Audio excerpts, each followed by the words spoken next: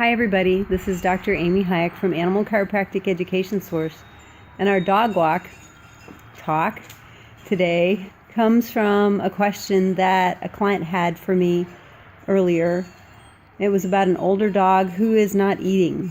It's December 3rd and he hasn't eaten for a couple days. So one of the things that, and I don't know for sure, I'm not saying I'm diagnosing this dog here, but I do want you to know that here's the things that go through my mind. One, what's his rectal temperature?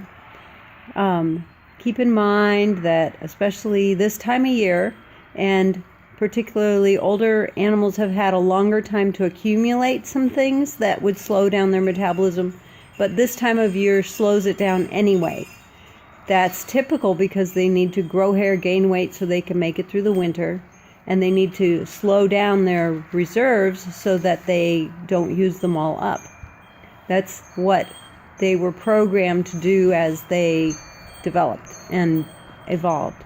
So with that said, there are certain hormone functions that deplete or decrease this time of year. Acetylcholine is one of them.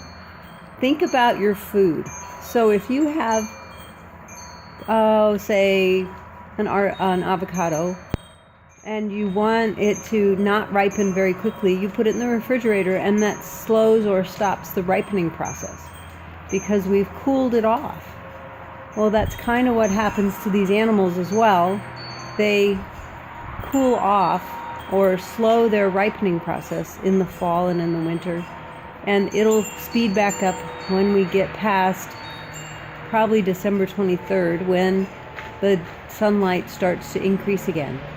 So this time of year, that's not unusual. And the other factor that can go into that would be things like parasites, because they have a life cycle as well that happens to coincide with some of those slowing down and speeding up things. So with this particular dog, we might look at parasites, but we might also look at warming and cooling and exercise. You know, this is a dog walk talk, right? Because we take the dogs out to walk them, particularly this time of year, because otherwise they're pretty sedentary. It rains and they're not outside as much, and so their GI tract is going to slow down because of signaling from those neurotransmitters, but also because there's lack of movement.